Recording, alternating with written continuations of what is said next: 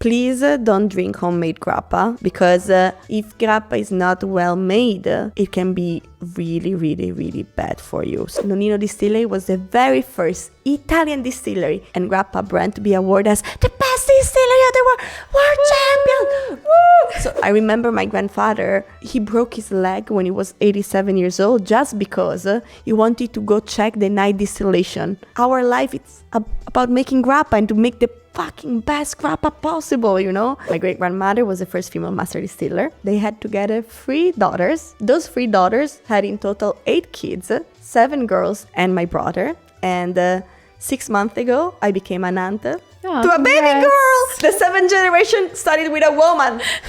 Grappa is female, so yeah.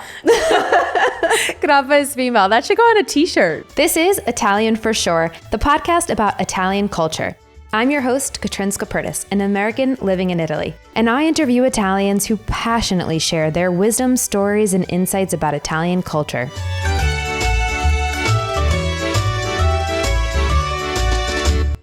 Welcome to Italian for Sure, Francesca. Thank you so much for having me. Of course. Can you tell us who you are and where you're from in Italy?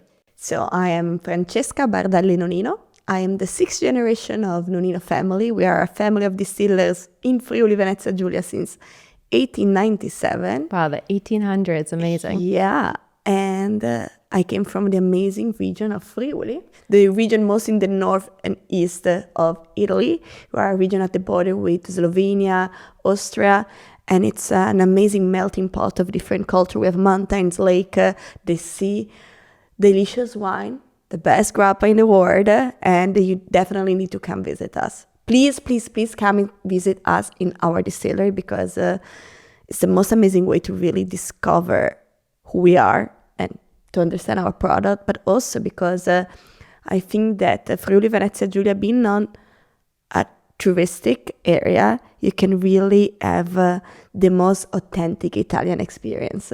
Friuli Venezia Giulia is a region that I really want to go to, and I'm actually quite proud of myself for saying all the 3 names in a row in the correct order. Yes. Because sometimes I get those messed up. I'm like, Giulia, Friuli, Venezia. But no, we got it right. Friuli Venezia Giulia. And I've never been, but I'm on a mission to go to all the regions in Italy, of course. Well, you are officially invited in Friuli Venezia Giulia now. Thank you.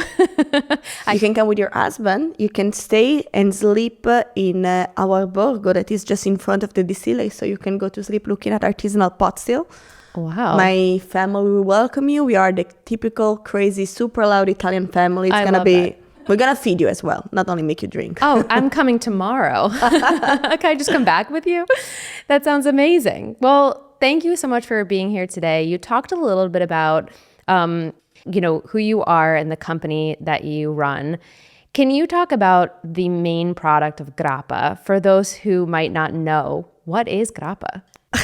Sorry, but if you tell me what is grappa in English, I immediately start thinking about this episode on how it's made, about grappa. I made that episode in our distillery, and I start with, grappa is the Italian brandy, traditionally an after-dinner drink. But I have to say that I'm not too happy with that definition. Okay. Because brandy in Europe is different than brandy in United States.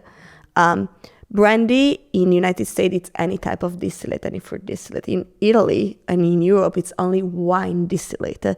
And grappa, so it's not brandy. Grappa, it's a distillate of Italian pomace distilled in Italy. And pomace is the solid part of the grape after you press it for making wine. So it's the skin, the residual pulp, the seeds of the grape.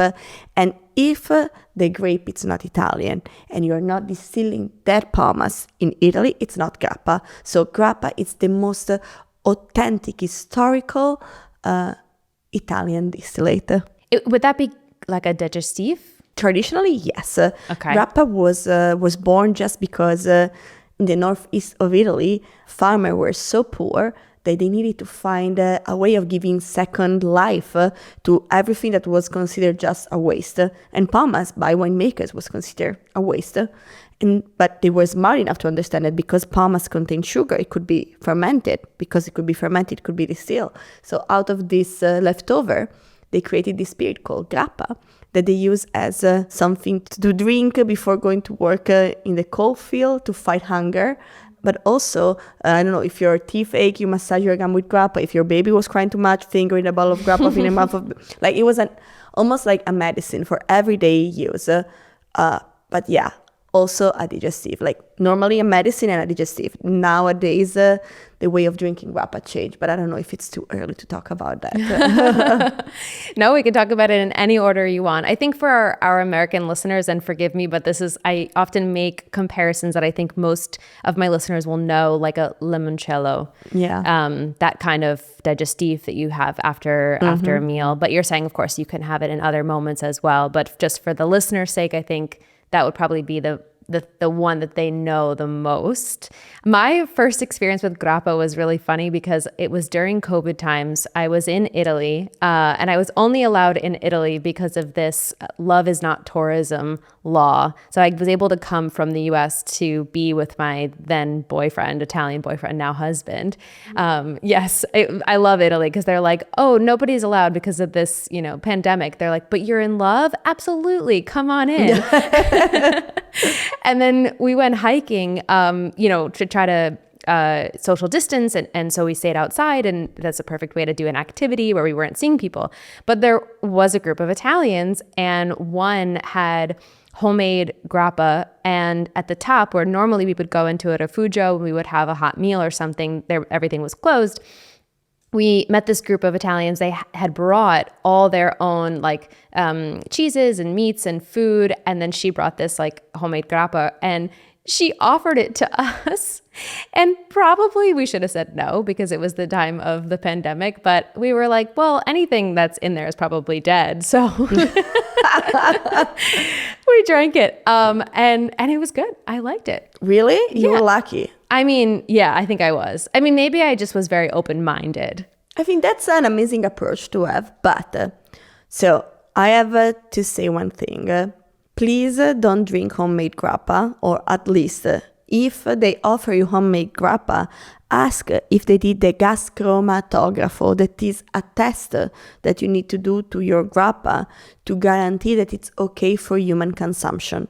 Because if grappa is not well made, it can be really, really, really bad for you. So if you tell me, do you prefer to drink industrial grappa or homemade grappa? I will be like, industrial grappa forever, because at least I won't get killed by it, Wow, But I'm glad I'm okay.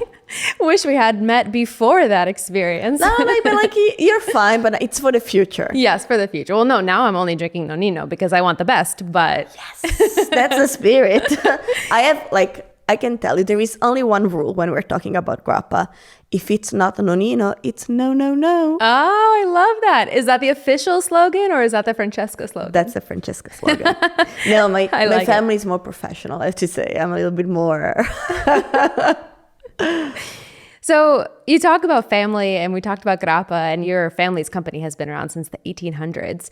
I want to get into the family business, but I don't want to get away from grappa just yet, because I would love to know, how does grappa fit into Italian traditions, Italian culture? Grappa is the most Italian spirit you can have. So today, grappa represents Italian excellence all over the world. If you want to drink a spirit that represents Italy, it must be grappa, because it was born in Italy. And when you go to a restaurant, there is part of the Italian hospitality about finish a meal with a grappino, just to show you our appreciation, or a grappino or an amaro.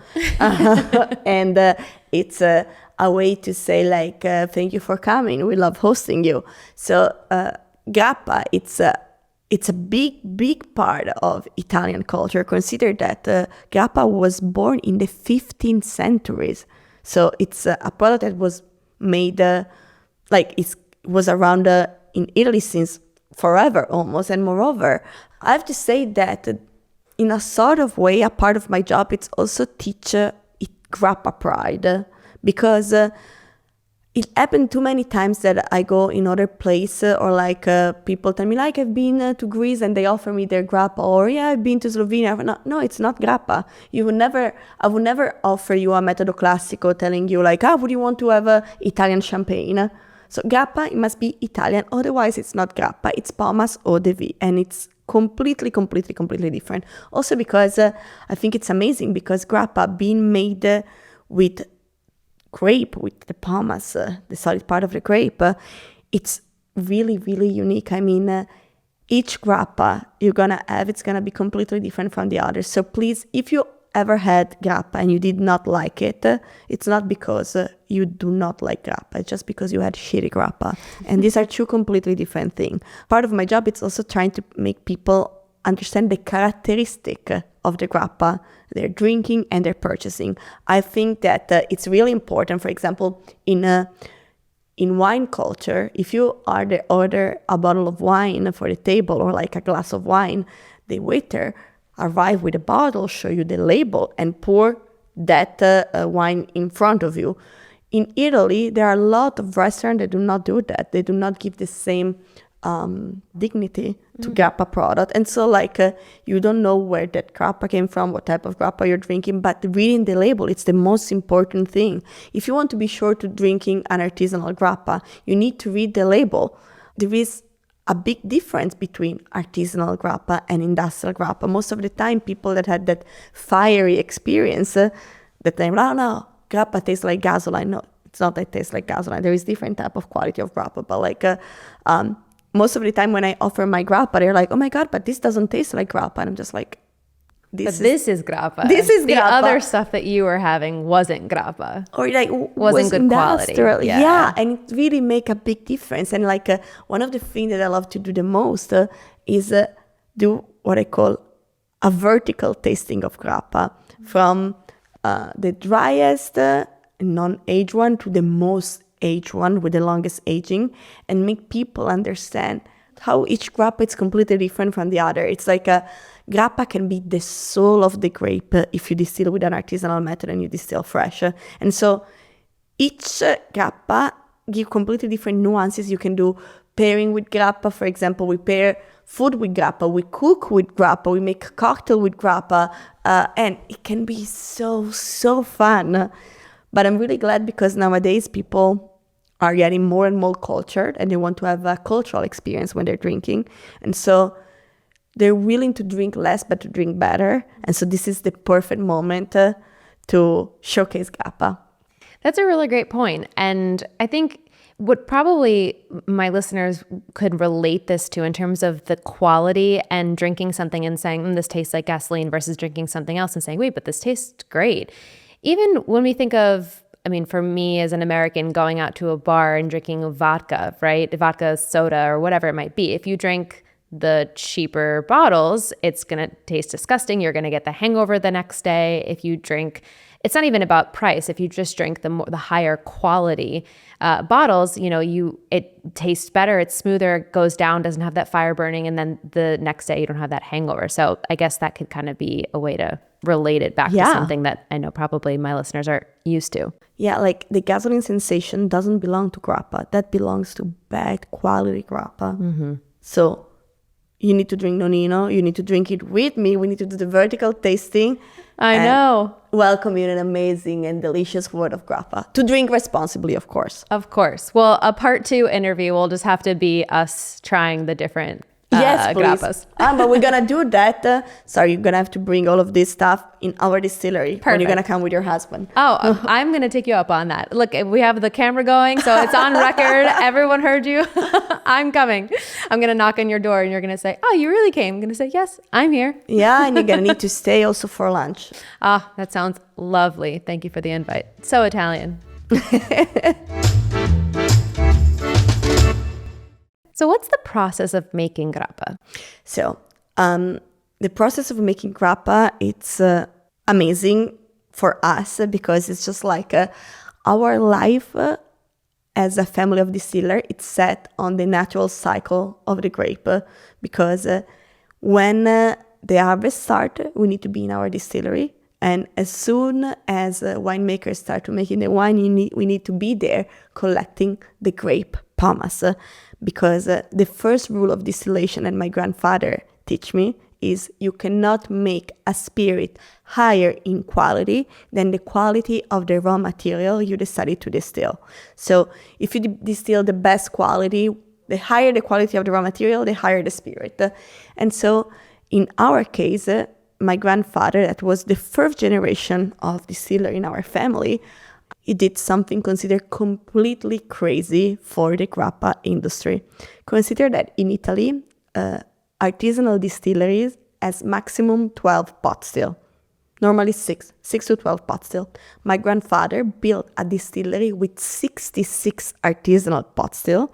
But the reason for this structure is just that my grandfather wanted to distill the freshest pomace possible, because in Italy, sadly, Italian laws allow the distillery to storage the grape pomace up to 8 months before distilling it.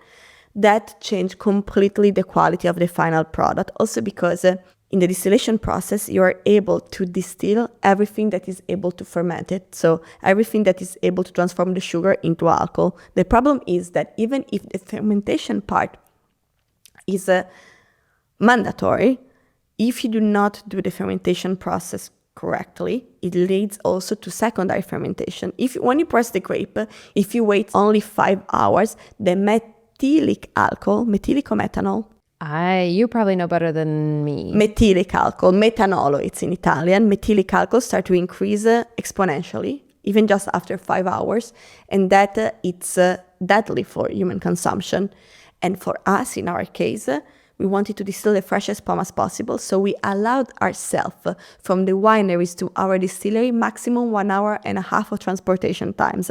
And if the pomace come from red grape, the pomace arrive already fermented, so we distill it immediately. If it comes from white grape, we need to do the fermentation process that happen in a couple of days, and then we distill it. And so all of this distillery with 66 artisanal pot still work only for 8 weeks, 10 weeks maximum per year.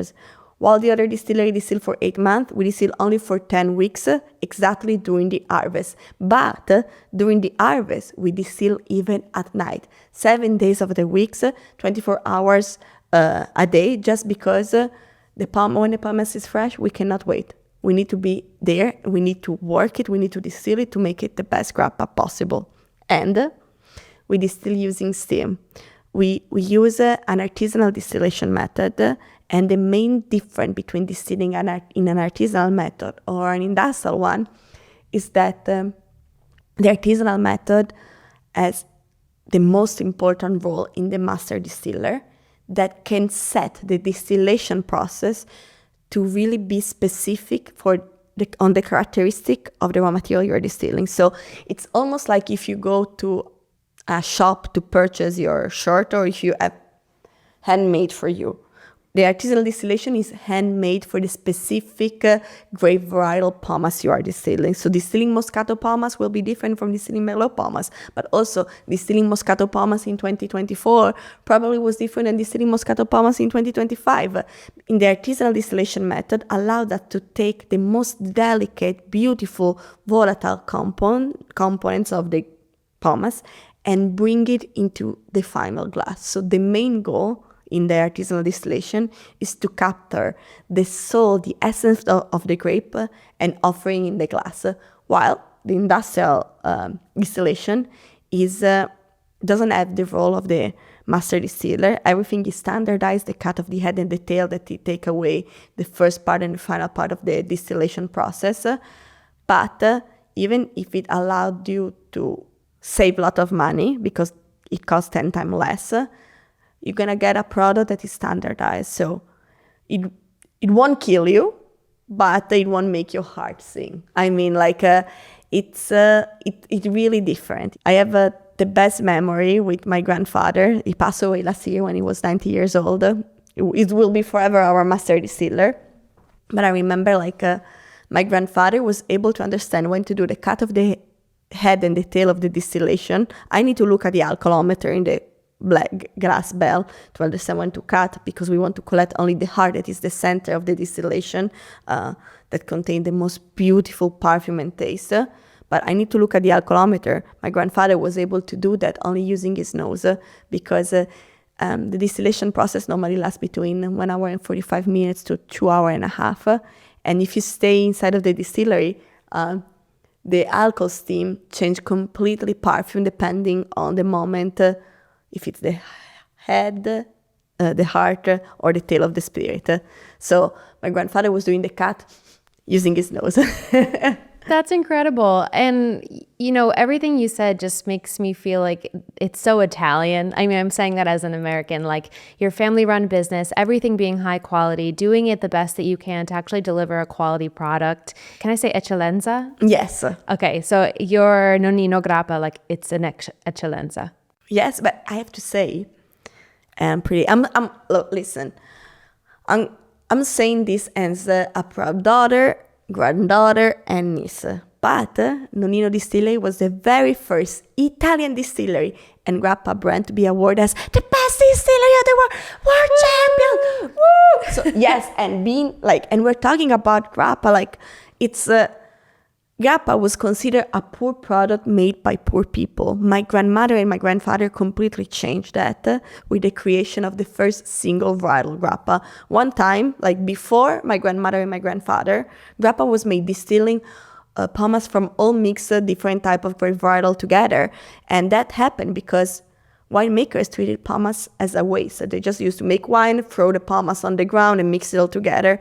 But when my grandmother tasted the grappa my grandfather was making, and he already built this distillery just to be able to distill the freshest pomace possible, she was so amazed by the quality of his grappa that she was like, we need to teach the world that grappa can be delicious. How can we do this?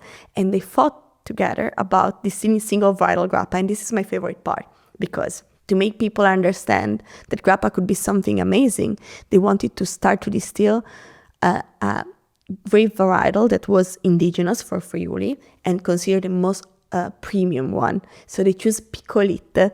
Piccolite is a grape varietal specific from our region, and historical, it was considered a noble one because this type of grape varietal has an harvest that is really limited, because most of flowers on the vines die before turning into grape. So the vineyards have really, really, really little grapes, but those grapes taste like nectar. In the past, they used to make a Piccolite wine for the Pope, for the Tsar. And so my grandmother, it was 1973, and she was as old as me. She was 35. So you can imagine having, I want to say that I'm still young, a young woman, thank you, a young woman going to winemakers, all male, and asking them to do something that was completely different from what they were used to do. When my grandmother asked them to keep the Piccolite pomace separate from all the other grape varietal, the answer was, woman, you are crazy. We will never take the time to do that. But my grandmother, instead of going back to the distillery empty-handed, she went to their houses, she spoke to their wives, and thanks to women cooperation, girl power, smart woman, she was able to collect the Piccolite pomace separate, and the 1st December 1973 do what is called today the Grappa Revolution, the creation of the first monovitigno copyrighted name Grappa. And as soon as the first drop of single-varietal Grappa came out in the glass bottle in our distillery, my grandmother started shouting to my grandfather, we did it! Because the perfume of those few drops of Grappa has exactly the same perfume from the vineyard the pomace came from.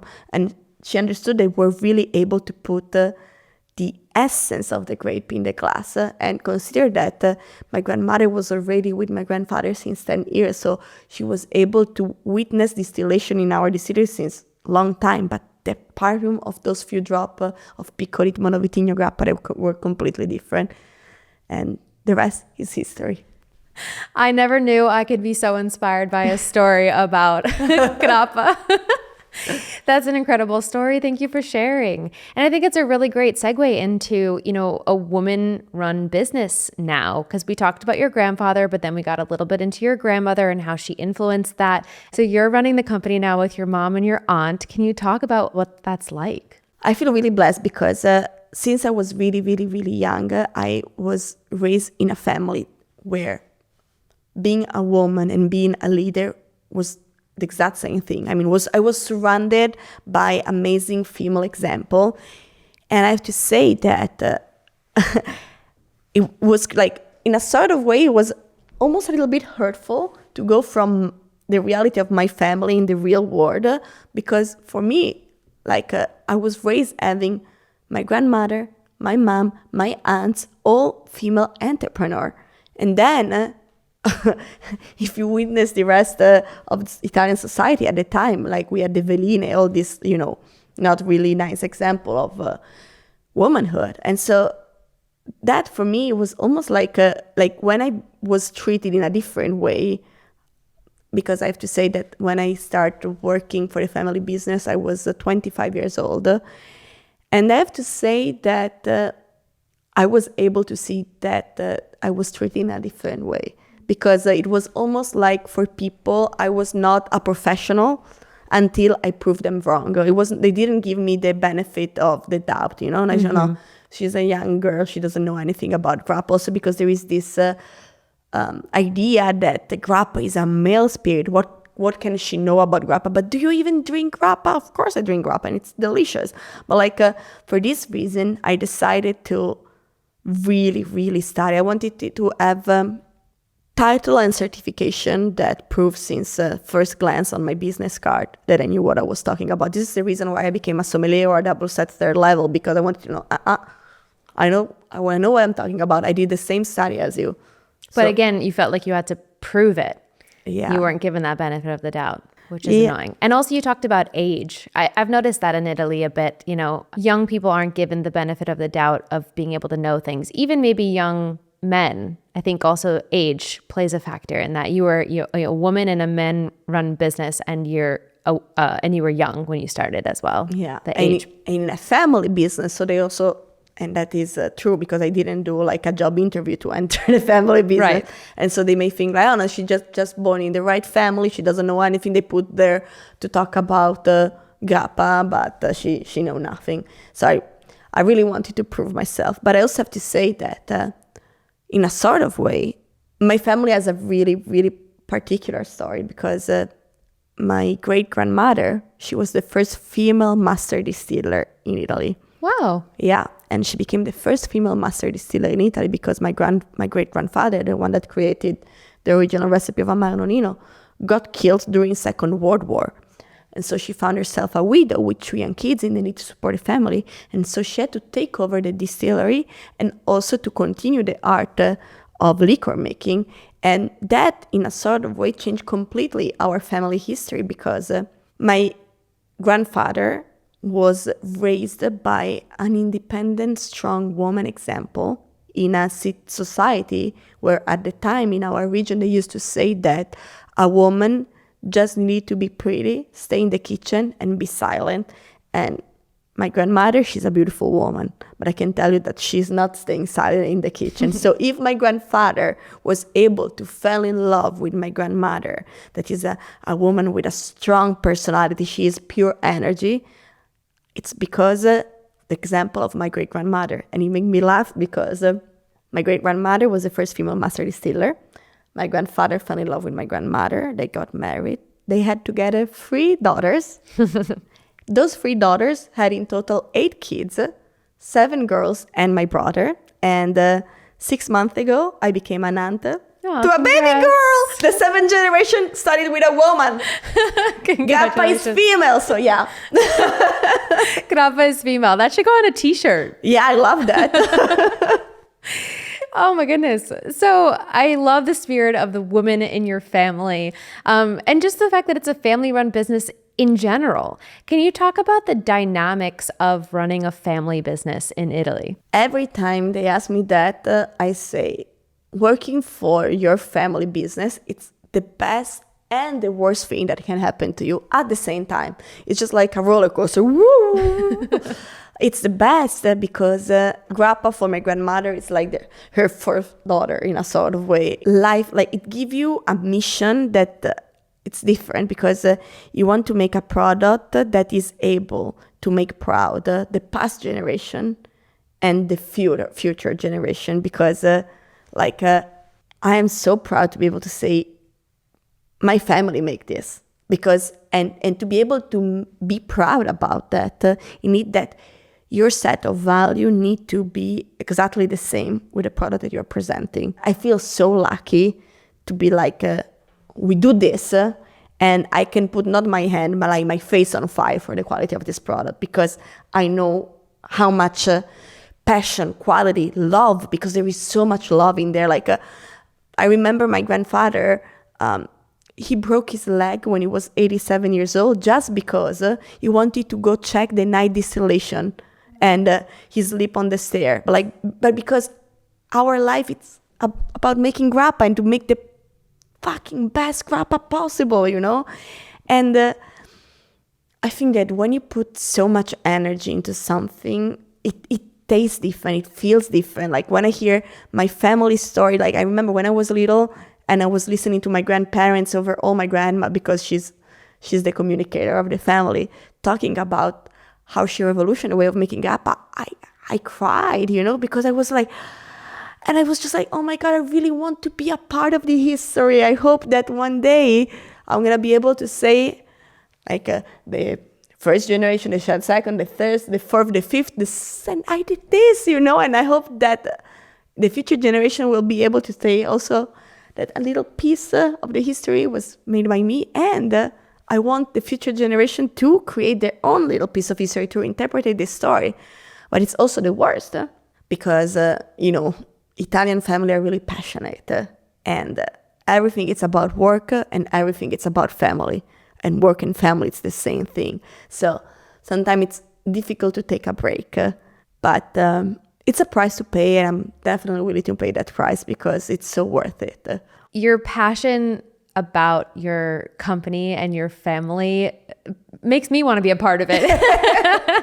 It just sounds so exciting. I'm so happy for you that you were born into this situation, but many people could be born into a situation and not actually fall in love with it, take advantage of the opportunity, actually take the chance to learn something. You got your licenses and you proved, not that you should have, but you did, that you know your stuff. And I think that's really great.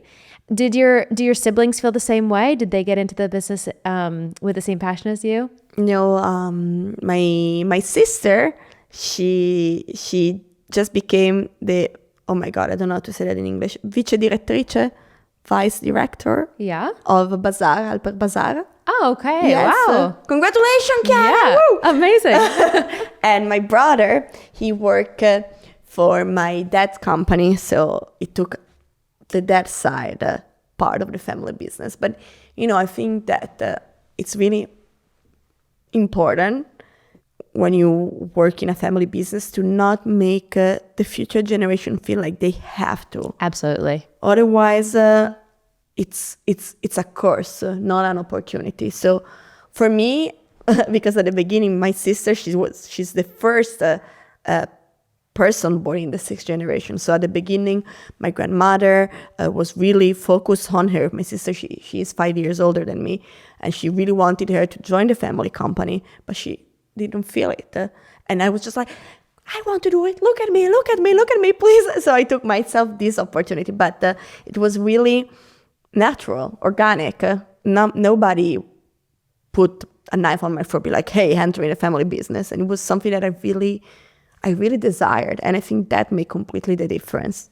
I understand that, actually. My family has a business as well, and my dad really wanted us to take it over together. And I tried. I did it for about 6 months. It wasn't for me.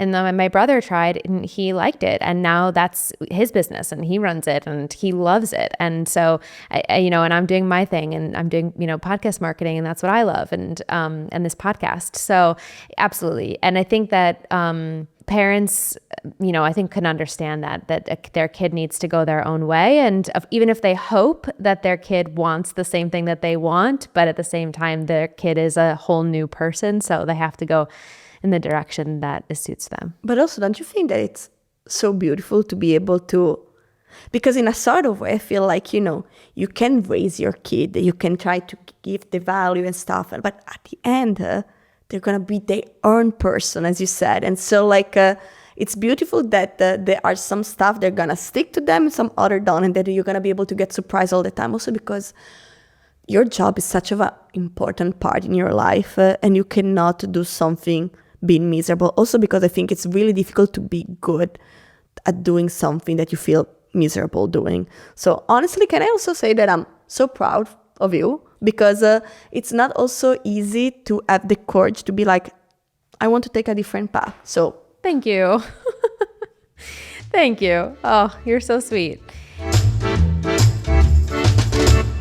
Speaking of paths, that's a great segue. I know you just got back from the US and you travel a lot to the US, where you sell the Nonino products. How has it been marketing Grappa to the US? How do you talk about the product? How do you get them to understand everything you've just explained to me today? I have to say that coming to United States, for me, it's one of my favorite part of the job. There is a big difference between talking about Grappa in Italy or Germany or Austria and in United States, because Grappa, it's an old product. I mean, it's a product that's been in the market since forever in Italy, Austria, and Germany. And in a sort of way, because of this, it's not only about presenting my Grappa, but it's also about fight a prejudice against Grappa, because maybe these people had a bad quality Grappa and they think that this represents all Grappa, and I need to teach them that this is not true.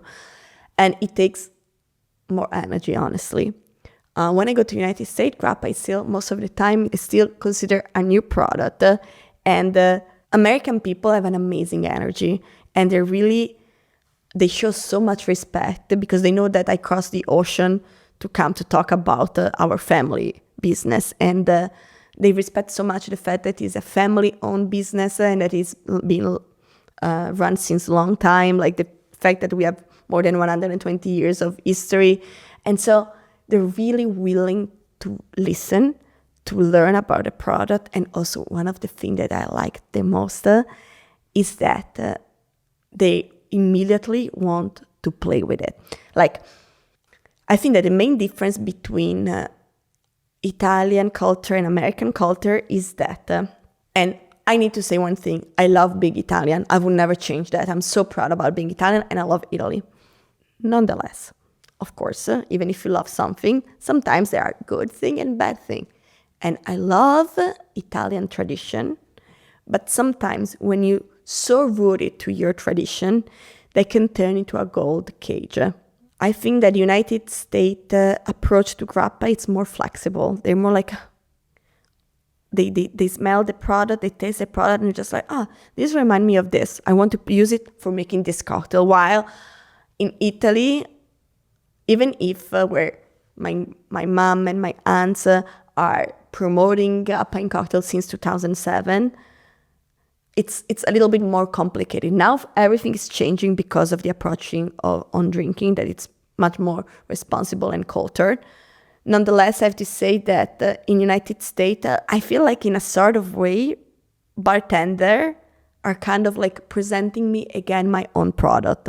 What I mean is that it's like they mix their own knowledge in the bartender world, and they mix it with our knowledge, and they create something completely different. And it's just like, I don't know, I'm drinking Grappa Nonino Moscato, and I'm tasting this, and that. And I created this cocktail to highlight these nuances of this product. And it's just like so amazing. I'm just like, oh my God, yes, I can taste Grappa Nonino Moscato, but like, it's different, it's fresh, and I don't know, I just think it's so fun.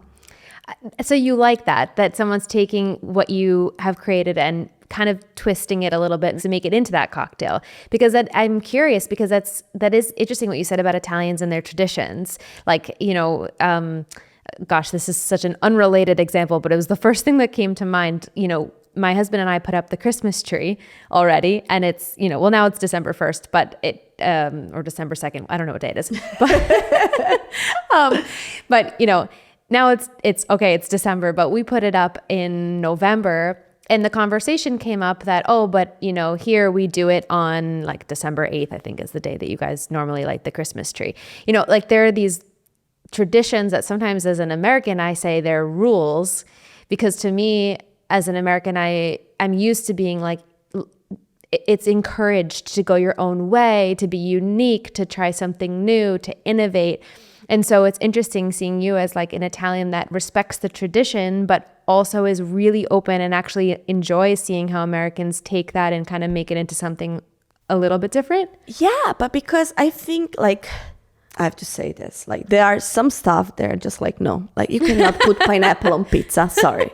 No, Okay. no. This is just like. No chicken and pasta. I agree. You like chicken and pasta? In America, I had good pasta with chicken. Nonetheless, I mean, I think that the best thing someone can do is learn the tradition and really understand it and then do what they like. I mean, it's really important to learn the tradition. But then if you have a different vision, do it. I mean, that's a great way of looking at it. I like that. I love being here as a foreigner because I get to experience a whole new culture, and every day I'm learning something new still, and it's been 3 years, and I'm sure it's going to be like that for a while. But at the same time, I do have my kind of American mindset where I'm always thinking like, how can I, do something different or be unique, etc. And the combination of the two could be a really good sweet spot. Oh, that's really nice and interesting. I like that. I'm all about positive cultural contamination. I think those are the best. Positive cultural contamination. Never heard of it. Absolutely going to say that from now on. If you listen to future episodes and I say that, it's because of you. You talked a little bit about the drinking culture and how, in general, you notice there's this shift with drinking from drinking maybe quantity to drinking quality. Do you see that shift both in Italy and in the US? Yes, definitely. And I think this is awesome because I'm all about drinking responsibly. And drinking responsibly for me doesn't only mean to drink in moderation, but also knowing what you're drinking. This is like... So don't take grappa that's made at home from strangers during a pandemic on the top of a mountain. Got it. I got it. Okay. Lesson learned. I'm happy that you're here, but I think honestly, considering now you're here and alive, we can laugh about it now, but also it's a great core memory in a sort of way. But also, I mean, knowing what you're drinking, respecting what you're drinking. For example, for me, first, I talked to you about positive cultural contamination. There is one thing that I will never approve, that is the shot. Ah. The shot for me, it's a waste of a product. Of anything, not just the grappa, like in general shots. A shot, for me, it's okay to do only if it's something that you don't like, a bad quality product, so to make the pain last shorter. So okay. Like super quick. But otherwise, you're not even able to understand what you're drinking. I mean, I remember, I won't say anything about where this person was from, but I remember I was offering our Antica Cuvée, that is a blend of a different length of aging grappa. So the minimum is 5 years, the maximum is 20 years. Age in sherry cask. It's amazing. And I pour it in one of our beautiful tulip-shaped glass so that you are able to appreciate the perfume, the taste, because you need to be able to put your nose and your mouth at the same time, take a little sip. I pour it. I had this person in front of me. Even the bottle, all 24 carats gold written. Clop. No. I was just like, what are you doing? You're like not even able to take, not even like. And for example, with grappa, when you want to have a neat grappa, the perfume, it's at least 50% of the experience. And so I was just like, you didn't even smell it. You just even don't know what you're having. This is such of a waste of a product. I was like, my poor grandfather, he created that blend to be able to put in the final glass the best of both world of aging, that beautiful vanilla notes of a younger aging, but also the dark chocolate, tobacco, spice. It was like, you didn't taste anything like a... Oh, I'm sorry. Like, I was going to ask you actually what the biggest mistake that people make with grappa is. Mostly, I guess, foreigners, people who are not used to drinking it. I'm going to guess that it's taking it as a shot. Taking as a shot, but can I add another one? Yeah. The other thing is not reading the label. And I want to start this trying to be polite and not, how do you say, politically not correct. But so I think that there is space for everyone in the grappa market. Nonetheless, I'm completely against a producer that mislead the consumer into thinking their product as a quality that does not have. And if you do not read the label of your grappa, you're not really able to understand what you're buying. In Italy, there is a big problem with what I decided to call artisanal sounding. People that try to make you think that their product is artisanal when it's not.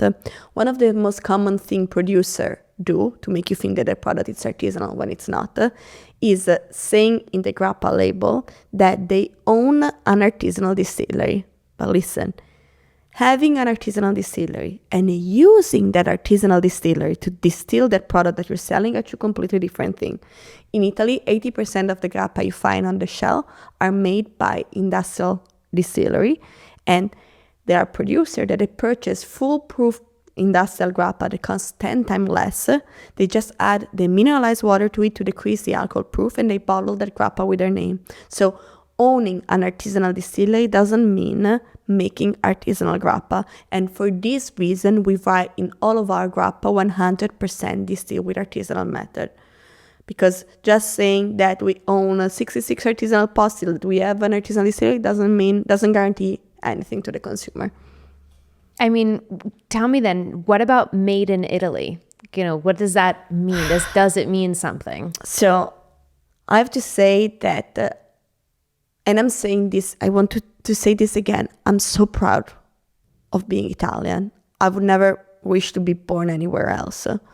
Nonetheless, in a sort of way, I think that as Italian, we give the made in Italy quality for granted. We just think that our reputation will last forever, but we need to be more active into really protect what made in Italy means.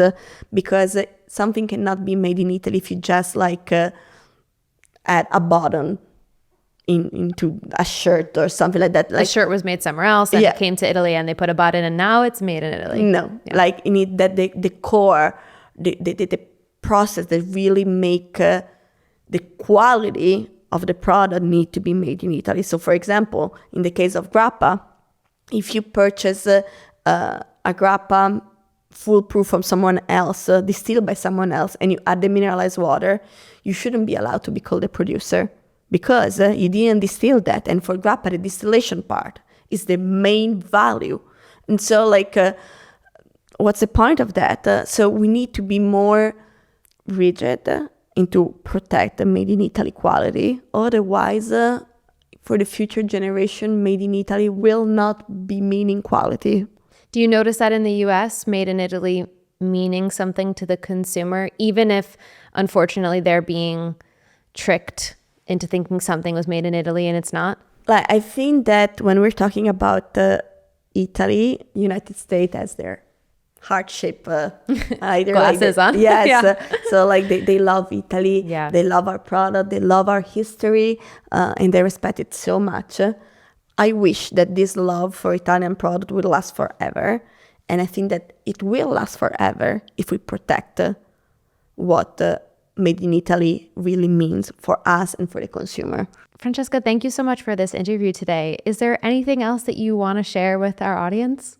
What I want to share with the audience. First thing, feel all of you invited to Italy. We're going to Friuli, Venezia Giulia. Woo-hoo! Yes, you can come to visit us in Venice in a weekend. You can land in Venice and then come to visit our distillery.